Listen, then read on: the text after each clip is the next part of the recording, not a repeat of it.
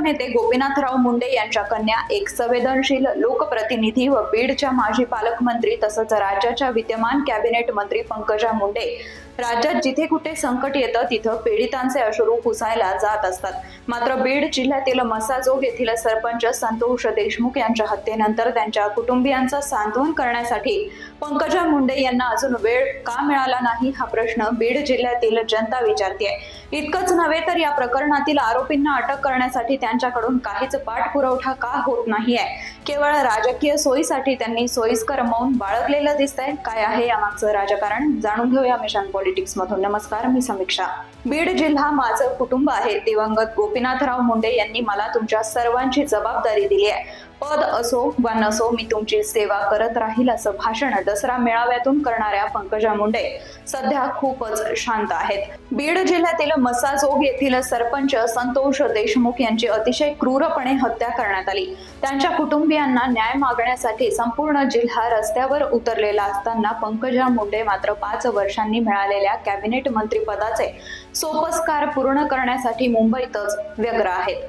याबद्दल बीड जिल्ह्यातील जनतेत चीड निर्माण झालेली आहे। गेली 25 ते 30 वर्ष बीड जिल्ह्यातील जनतेनं मुंडे कुटुंबियांना भक्कम आधार दिलाय। गोपीनाथराव मुंडे यांच्या पश्चात संपूर्ण मुंडे परिवार शोकाकुल असताना याच जिल्ह्यातील जनतेनं त्यांच्या मुलींना कधी एकटं पडू दिलं नाही।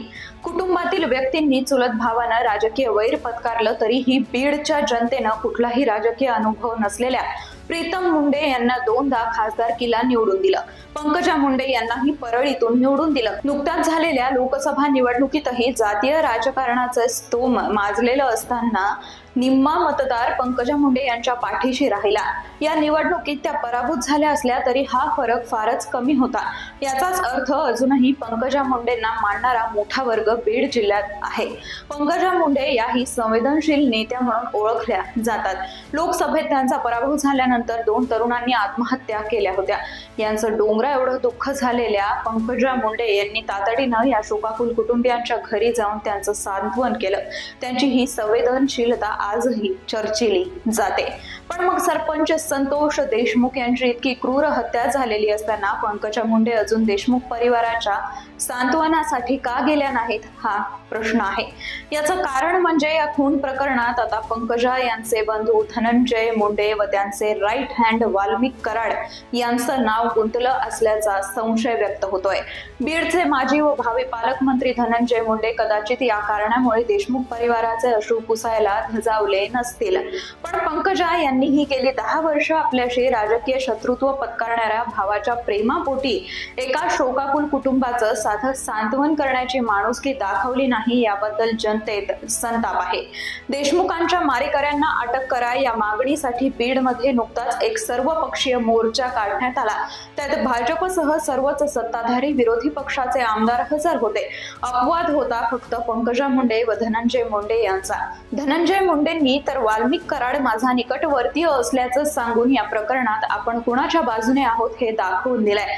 पण पंकजा मुंडे यांचं मौन खूप काही सांगून जातं।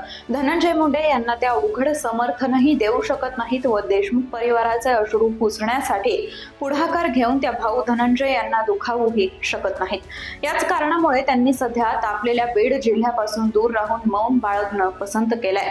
5 वर्षांनंतर मिळालेलं कॅबिनेट मंत्रिपदाचे सोपस्कार पूर्ण करण्यातच त्या व्यस्त आहेत।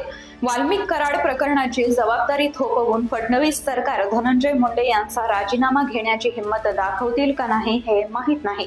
कदाचित किमान बीडचं पालकमंत्रीपद तरी मुख्यमंत्री पुन्हा धनंजय मुंडे यांना देणार नाही अशी भोळी आशा बीडच्या जनतेला आहे। असं झालं तर बीड मधील दुसऱ्या मंत्री म्हणून पंकजा मुंडे यांच्याकडे बीडचं पालकमंत्रीपद येऊ शकतं। या वादाच्या पार्श्वभूमीवर त्यांना या पदाची लॉटरी लागू शकते। मग भावी पालकमंत्री म्हणून का होईना त्यांनी देशमुख कुटुंबियांचं सांत्वन करण्याची माणुसकी दाखवायला हवी।